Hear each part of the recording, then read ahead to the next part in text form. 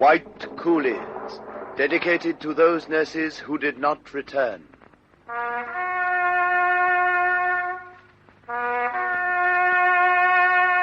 Sister Davis. Missing. Sister Hempstead. Missing. Sister Gardam. Missing. Sister Raymond. Missing. Sister Jeffery. Here.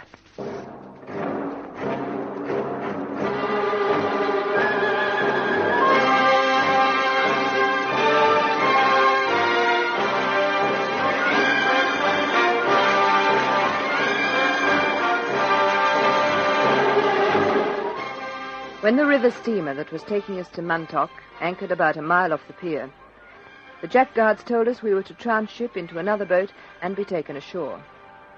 It was pitch dark and very rough and stormy as we struggled to get from one boat to the other. The people we'd picked up at Caputi Station refused to go, and I can't say we blamed them. We weren't allowed to pick up our few belongings, but were bustled and pushed towards a frail-looking ladder thing that swayed out over the smaller boat. The Japs had a few torches that they waved about, but they weren't very much help. They were too busy screaming at us to worry about showing a light.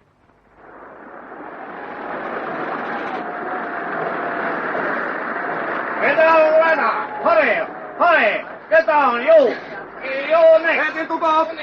There is no time to take that! Hurry! Hurry! Hang on, Jeff. I'm hanging on. This sofa thing has a roof. Oh, help! What's happened, Iole? I nearly slipped off the ladder. Get down there! We must go! Get down! You have to go through a very small hole in the roof, Jeff. There's a ladder down from it. Right. Did you hear that, Viv? Yes. Get on, Australia! I'm going as fast as I can. Show the people who are trying to get into the tub some light and we'll manage much better. Step out! Step out! Howdy, Australia! I help you with some. That's all we need. To be swiped at while swinging on a ladder. Iole! It's all right. There's only a ladder halfway down. You have to jump the rest. I didn't know. I fell. Hurry, Australia! Hurry! Oh, shut up. How far down is it, Iole? About 5 or 6 feet. Oh, drat the sea. You mind your side, Jeff, when you jump. Here I go. Made it! In one piece? More or less. You are last one, Australia. Go down ladder. To get away from you, I'd go overboard. Do not speak so to me. Ah, miss! No! Oh, sorry. Who was that I fell on? Hey. Station. You, Mrs. Carpenter. It's all right, she told me. Oh, heavens, they're squashing this, isn't it? The boat's half full of water. That's not water, Jeff. Can't you smell what it is? Well, there's a frightful smell, Iole, but I can't... It's kerosene. Oh, it is, too. It's about 4 inches deep. Oh, what do you suppose that's for? Just to make us more uncomfortable, I expect. Oh, dear, I was never a very good sailor, and this is like being tossed in a blanket. Well, there's nothing else for it. I've got to sit down, kerosene or no kerosene. I don't like the idea of this kerosene. Who does, Iole? I didn't mean that, Viv. Have you ever heard of fireboats? Oh, no. Throw them in the boat. Well, whatever they're going to do, I wish they'd get on with it. I'm going to be sick in a minute. Here is the luggage. Australia pig. Oh, mind your eye. They're throwing our things on top of us. Oh, I've got to get out of here. I'm going to be sick. You can't get out, Mrs. Carter. I've got to. Here, come here. There's a little bit of room. Would you move up, please, bit? That's it. Now, you sit here. We'll be out of this soon. Oh, this is awful. Listen. Air raid.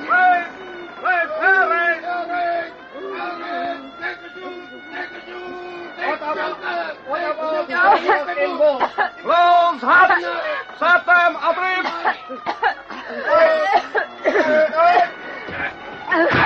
Oh, good heavens, they've shut us in. And they've kicked us off to let us bounce around in the sea. Oh, so pitch black. Oh, the stench. Dear God, help us. Oh, Father, we just never.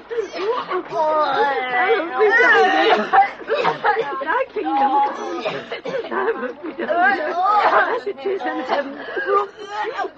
Give us this day our daily bread.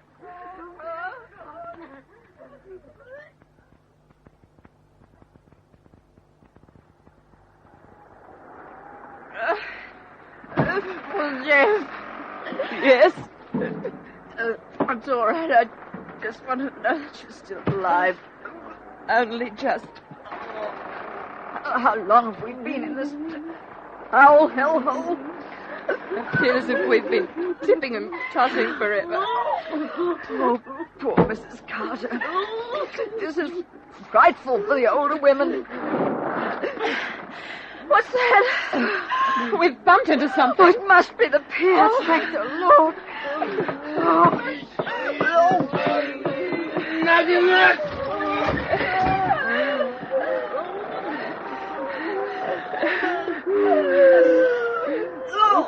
Are there any alive? They are hard to kill. They are all right. Oh, no. We're back against the ship. We can't be. We are. That's the snake. It means we've got to go through all that again to get to the pier. I can't. Not anymore. Not again. No.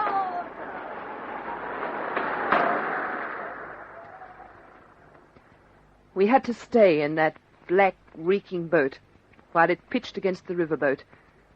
Then the trapdoor was closed and we went tossing into the sea again. I think most of us prayed for death as the only blessed relief from that torture. As it was, we were so ill that we couldn't sit up, but just rolled about with the boat in the kerosene. At last, we bumped something again, and the hatch was open.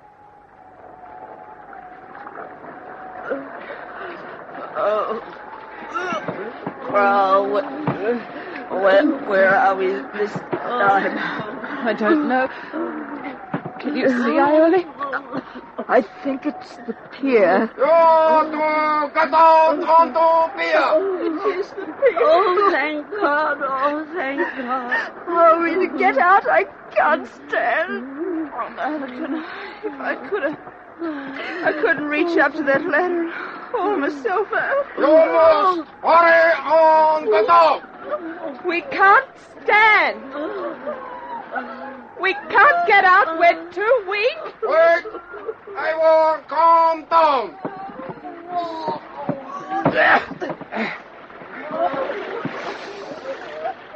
Oh, so. What is this? How long have you been in here? Hours and hours. But we can't get out. We can't even stand. Wait, we will help you. Hey, Tiger! Where are you? So, Karo, Moto Ikamas! Sumuni! Munaga, Tetsu Taimas! Hayako! What was that? I will have man wrap you out and help you to pier. This is very bad. This boat, very bad. Thank heaven.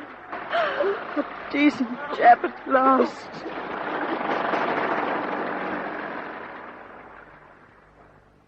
This was the first time we'd struck Japs who treated us decently. They were soldiers manning the guns on the pier, and quite different from the types we had as guards. They seemed to feel really sorry for us. They lifted us out of the boat onto the pier and treated us very carefully. It was the only time any of us allowed a Jap to touch us, and we were very grateful for their help. It was cold, dark, and wet, and people just collapsed as they landed. They just couldn't stand up.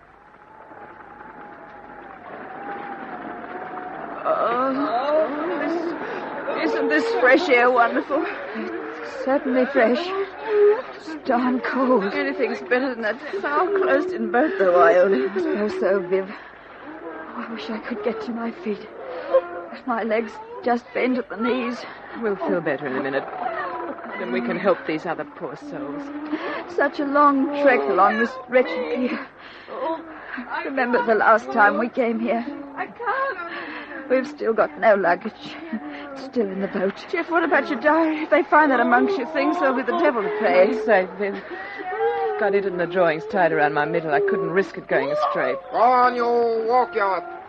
I have told the worries to wait, but you must go soon. I think I can stagger now. We'll have to help the others. Made it. Oh, dear, I do feel wobbly. I will tell others they must start now. How are you going, Viv? I'll get there. I hope this water in the new can will need to scrub and soap to get rid of the smell of kerosene. Oh, dear, my legs are like water. Wait a minute, Mrs. Carter. Let me help you.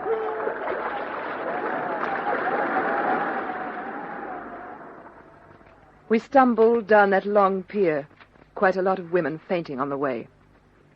It was grim. The Japs had provided lorries for nearly 200 people, so as there were only 40 of us, when we reached them, we relaxed with 10 in each lorry. It took some time to get there, and we gave up hope of our belongings ever reaching us. But none of us cared much. We were beyond caring. However, just as we'd managed to get on the lorries, our things were thrown up to us by the Jap gunners. The engines started, and we braced ourselves for another rough ride at breakneck speeds. But as Ioli said, not even a Jap driver in a Jap truck could be half so terrible as the nightmare we'd just been through. Nothing could be so unspeakably awful as that.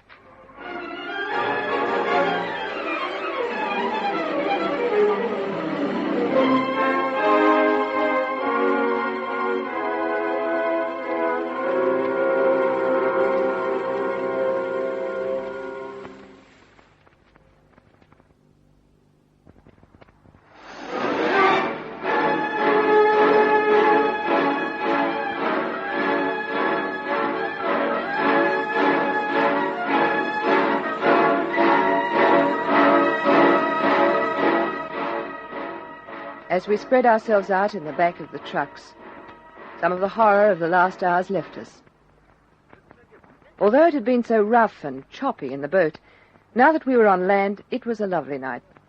The wind had died to a pleasant breeze that helped to clear our heads. After our belongings had been thrown into us at the last moment, we started off. Our truck was the last of the convoy. This is more like it. So far, he doesn't seem such a bad driver. No, Ioli. If this keeps up, it should be a pleasant trip. I wonder how far we go. Goodness knows. Oh, but I don't mind. Oh, it's good to be able to lie back and see the sky and the stars again. I didn't think I ever would. Seems quite a pretty road. It's all palm-lined. How's your side, Jeff? Oh, still giving me jip.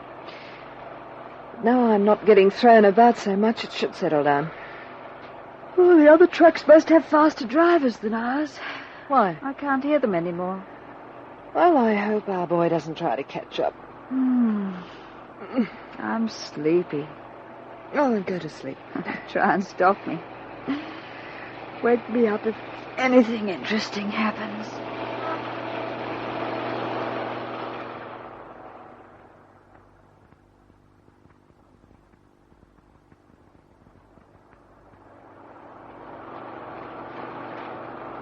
Ioli.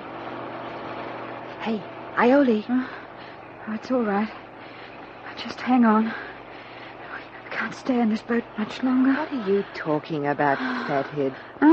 What? We're not in a boat, we're in a truck. Oh. Have been for hours. Oh. Where are we? I haven't the faintest idea. Oh. And I'm sure the driver hasn't. What do you mean? We're lost. How do you know? We've been driving down side roads and turning around and coming back and carrying on no end. Well, it's a glorious night for a drive. Oh, I don't know about you, Ioli, but I feel a different person. I think my sense of humor's returning. Well, I must say I feel better. The others are still asleep.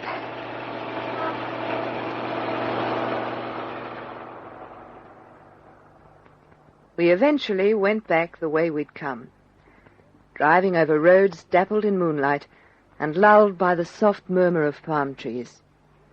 It was rather like living in a travelogue for a few hours. We had another pleasant surprise when we got to the camp. Everything was huge and brand new, spotless. We could hardly believe our eyes. Here is hut for Australia and British. It's immense! It will not always be so empty. There are many more prisoners to come. There is food for you in kitchen.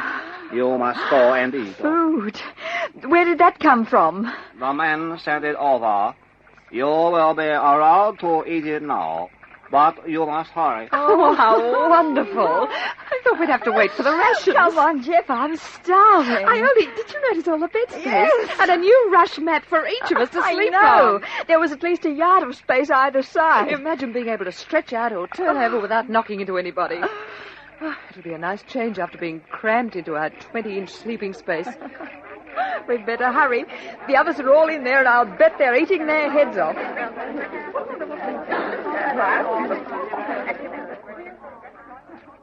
We needn't have worried. The men who were camped in the old original coolie lines we first lived in had sent over so much food we couldn't cope with it all. There was rice porridge cooked in coconut milk, buckets of rice, vegetables, and fried salt fish with gallons of tea. After we'd eaten all we could, we filled every available utensil with cooked rice so we could dry it in the sun the next day. We all slept soundly that night. Next morning, we inspected the whole camp.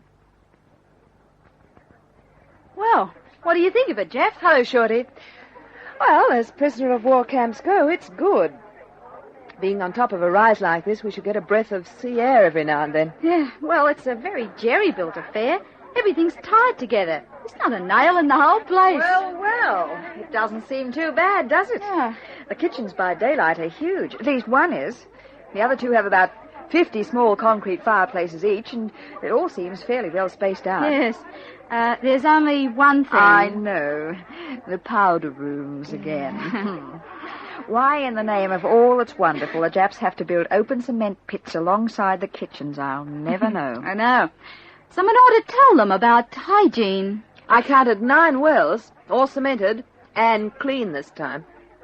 But there'll be no jumping in to retrieve dropped tins. The water is about 50 feet down. Oh.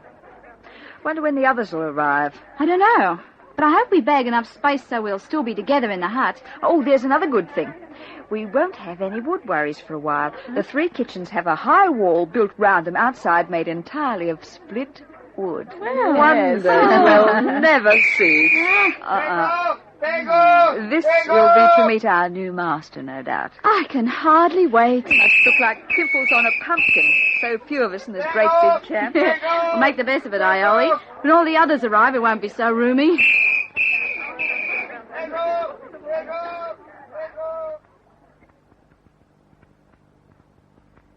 Our new boss is Taratani.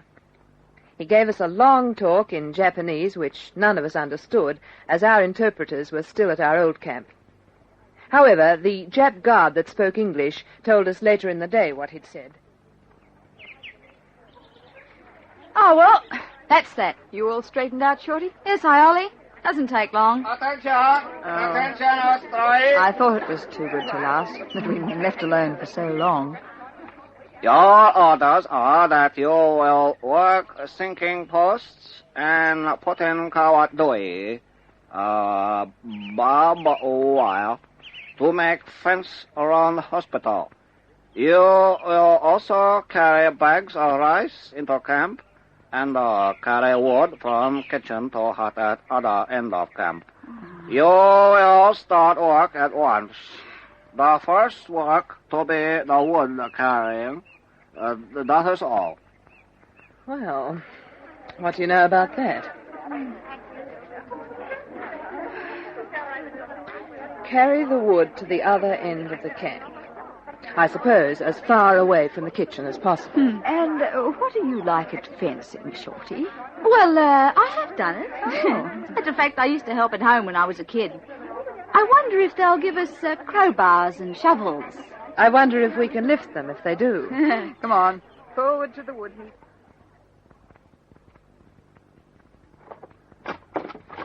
Oh, it's hot. Me for a bath after this. Hey, the Indonesians we picked up on the riverboat are just coming into the camp. With their bag and baggage, Shorty? No, I suppose so, Jeff. I didn't wait to see. Rations are coming in, too. We'll be called to carry them, I suppose. It'll take us a week to move this wood. A week, more like a month. And mind your hands for splinters. It's full of them. I know, I got a handful.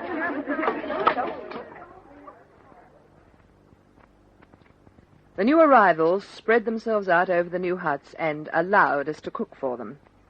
Food was better for us for a while, but we had enough to do without waiting on other people. 24 hours after we'd arrived, all the wells were empty. We reported it to a Jap guard, and we were taken to a tiny creek about 10 minutes' walk from the camp to carry water. Oh, this is pretty. Oh, lovely. Look at all the little wildflowers, Jeff. I wonder if we could pick some on the way back. I say, girls, the guards just told me that we're to be allowed to swim in the creek and do our washing if we've been on the working squad. If we've been on working squad. Oh, that is rich. That's something, anyway. A cool swim's just what I want at the moment. You know, so far this new camp seems very promising. Not so bad. Listen, I think we'd better organize this water carrying for the early morning. Then we've got water in the camp during the day. Yeah, good idea, Jeff. When we come down to cool off after the hard yakka, we can bring a bit extra back with us then, too. I must pick some of these flowers. Those look like tiny orchids. Well, they probably are. Ah, listen. What, Shorty? I can't... Oh, yes, I can. It's the creek. This is definitely the nicest place we've been in. Mm-mm. Oh, it's really good to be alive.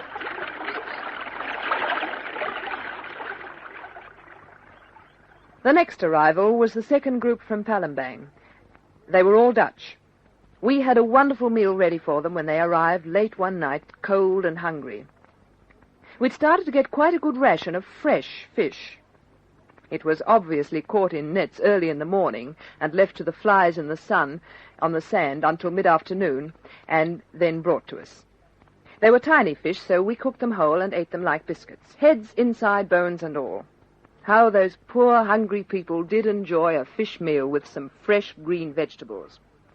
And a few days later, we had a whole shark. It was delicious. Hey, what do you think's happened to the nips? A stingray and a shark all in 1 week. It's more than we used to get for a month for the whole camp. I know, Shorty, it's wonderful if it only keeps up. There's only one snag. Oh, what's that, Jeff? Having trouble getting a swab to cut this up? No, Shorty. There's no oil to fry it in. Oh, dear. I don't know that I'd like boiled shark. Anyway, we have to carry the water. Hey, have you seen the new Jap rations officer? Yes. Well, he's a weak-kneed looking individual. Hey, what say we barge up and demand some palm oil to use for cooking? Oh, he'd laugh in our faces. Well, it might be worth a try. No, I know. We'll send our acting commandant. Mrs. Madams, of course. She can be very stern when she likes. Come on, let's go and ask her. Mrs. Madams marched up to the little Jap and demanded that we have some oil. It was unheard of cheek on our part, but it acted, and presently he staggered in with a kerosene tin full of palm oil. We just got the wood piled, moved, and stacked when Taratani ordered it to be carried back to its original place outside the kitchen. Perverse devil. It was back-breaking work, but there was one good thing about it. It meant another trip to the creek for a bathe and the wonderful feeling of being outside four walls, even for just a little while.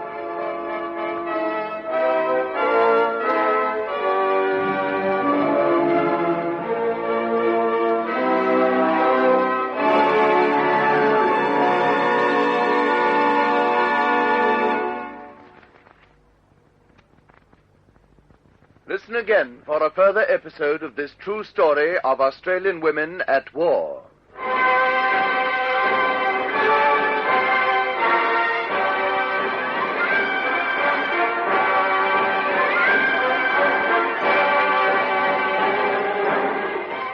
White Coolies is based on the diary written secretly in a Japanese prison camp by Sister Betty Jeffery, especially adapted for radio by Gwen Friend, and produced by Fifi Banbard for Australasian Radio Production.